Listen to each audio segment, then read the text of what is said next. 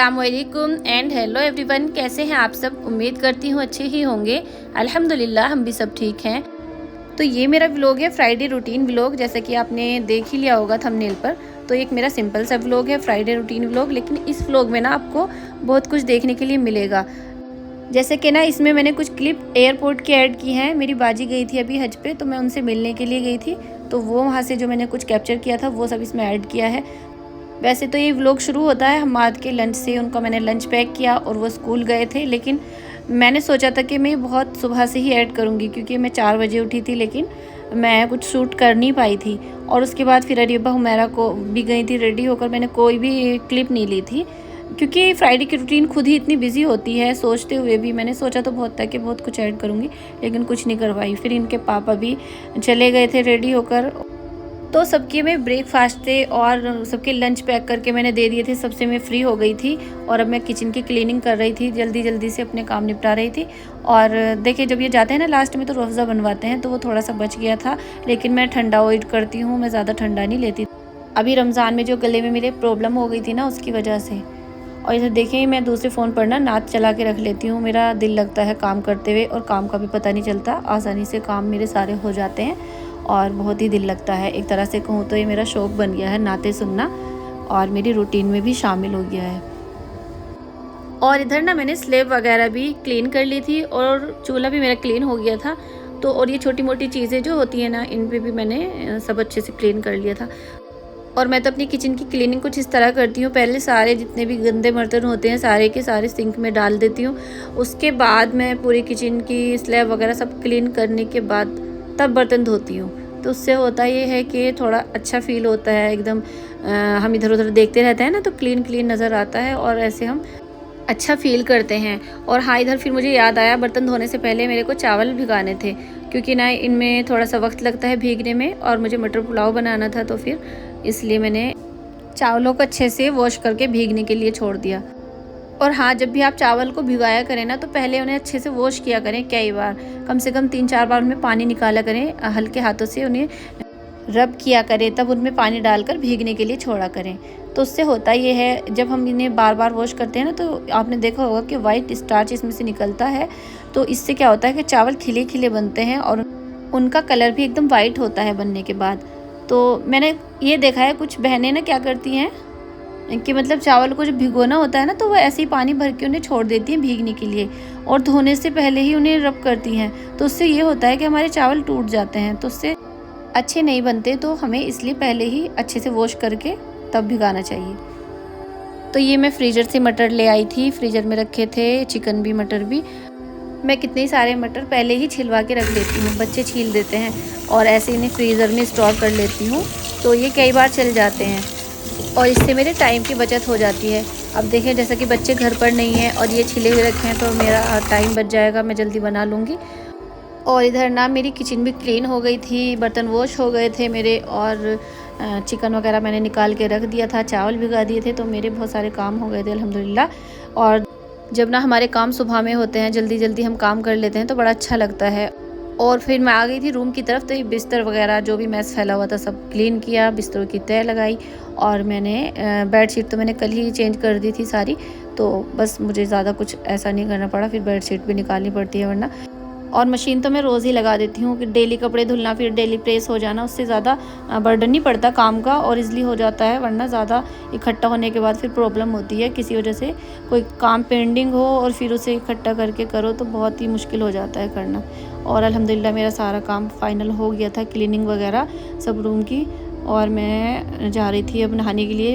फिर नमाज से फ़ारिग होकर तब जाऊँगी मैं खाना बनाने की तरफ, और मैं हमेशा ऐसा ही करती हूँ, क्योंकि ना फिर टेंशन फ्री होकर खाना बनाओ, फिर ये नहीं रहता कि नमाज़, अभी हमारी नमाज़ रह रही है, हमें नमाज़ पढ़नी है, तो हमारा ध्यान नमाज की तरफ पड़ा रहता है। फिर इससे अच्छा तो ये है कि पहले नमाज से फ़ारिग हो जाओ, उसके बाद खाना वगैरह बनाओ।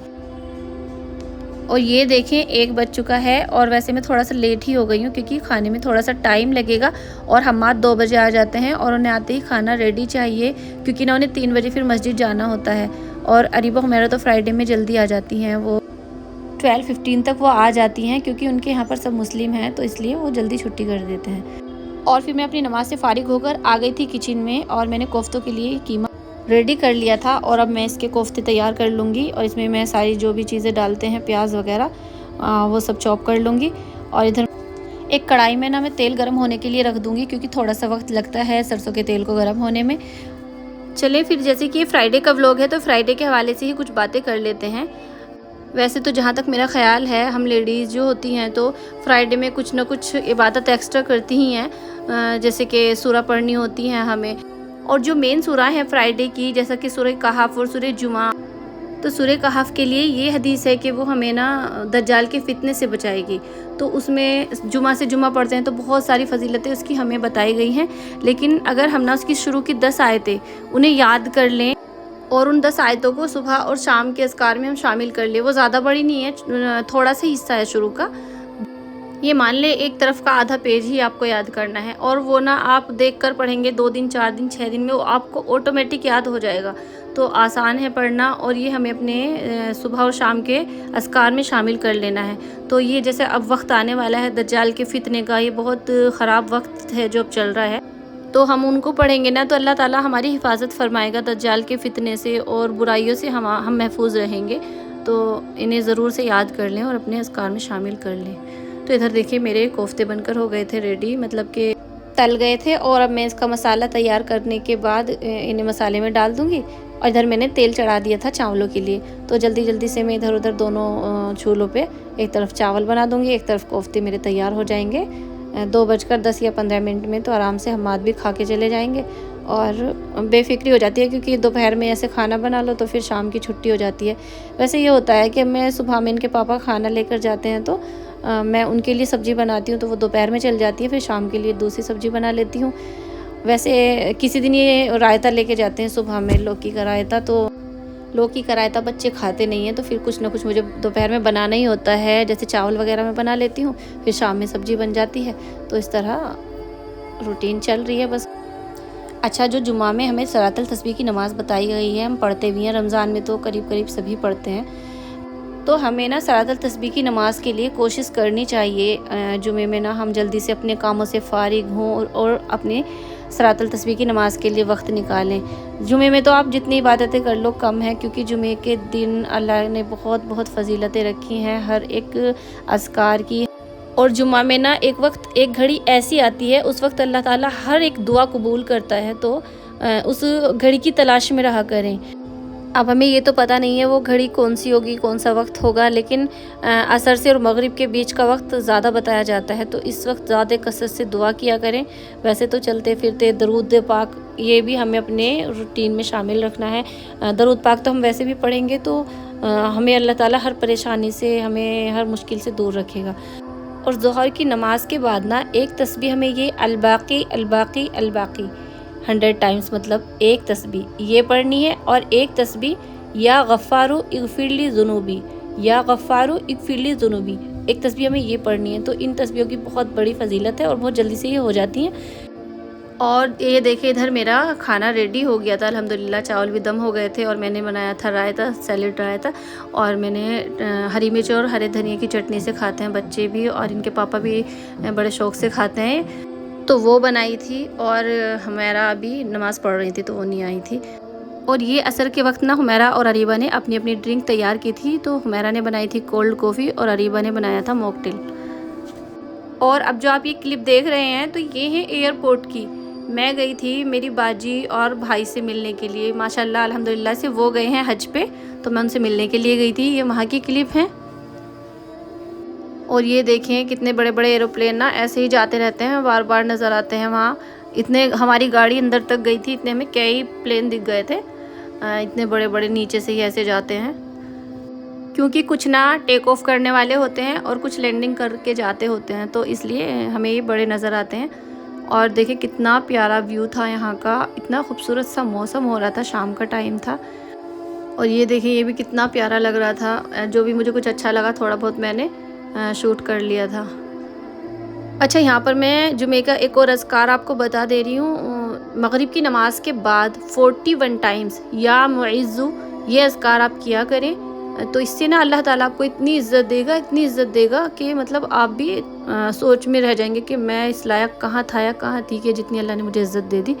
तो ये ज़रूर से आप पढ़ा करें। वैसे तो शायद आपने भी कहीं देखा होगा या सुना होगा, लेकिन हमारी खामी क्या है कि हम करते नहीं हैं। सुन लेते हैं, कान से सुनते हैं, दूसरे से निकाल देते हैं। तो हमें ऐसा नहीं करना है। ये छोटे-छोटे अज़कार हैं जिससे हमारा दुनिया का भी फ़ायदा है। बहुत सारे तो ऐसे अज़कार हैं जिनका हमें दुनिया में भी और आखिरत में भी दोनों जगह फ़ायदा मिलने वाला है। तो अपनी ज़िंदगी में अज़कार शामिल करें। और देखिए यहाँ का व्यू इतना प्यारा था, ऐसा लग रहा था कि सऊदी अरेबिया आ गई हूँ मैं। और इतना खूबसूरत व्यू देख के मैं ना उसे कैप्चर किए बिना नहीं रह सकी। और इधर जा रहे थे हम पार्किंग करने के लिए गाड़ी। ये पार्किंग है सब जो आपको सामने नज़र आ रहा है। और अल्हम्दुलिल्लाह से मैं बाजी से मिल ली थी, लेकिन वो जैसे ही मैं पहुंची तो फ़ौरन उन्हें अंदर ले लिया गया था। और इनके पापा को तो लग रहा था कि मैं नहीं मिल पाऊंगी, ये जो है तो बहुत ज़्यादा जाम का टाइम है, इतना ज़्यादा ट्रैफिक जाम होगा तो हम कैसे पहुंच पाएंगे। लेकिन अल्लाह का शुक्र है, जब हम किसी चीज़ का इरादा करते हैं और अल्लाह पर यकीन रखते हैं तो अल्लाह हमारा साथ ज़रूर देता है। और मुझे पूरा यकीन था कि ऐसा नहीं होगा, मैं कहीं नहीं फंसने वाली, इंशाल्लाह अल्लाह ताला मुझे ज़रूर मिला देगा। और अल्लाह का शुक्र है, अल्लाह ने मुझे मिला दिया बाजी से। तो बस फिर अब यहाँ पे हम पार्किंग के लिए जा रहे थे और फिर थोड़ा सा चलना पड़ता ही है अंदर, क्योंकि हमें टर्मिनल 3 पे पहुँचना था। टर्मिनल 3 से ही वो लोग जा रहे थे। मेरे साथ तो हम्माद गए थे, तो वो हम्माद जा रहे हैं और उनके पापा आगे आगे जा रहे हैं और मैं पीछे से थोड़ा सा मैंने उन्हें कैप्चर कर लिया था दोनों को। तो अरीबा हुमैरा नहीं गई थी, उनका टेस्ट भी था और बोली थी कि हम तैयारी कर लेंगे मम्मा, आप ही चले जाओ। तो ये देखिए मेरे भाई हैं और ये इधर मेरी बाजी, दोनों एंटर हो रहे हैं अंदर की तरफ। तो आज की व्लॉग में इतना ही। अल्लाह हाफ़िज़।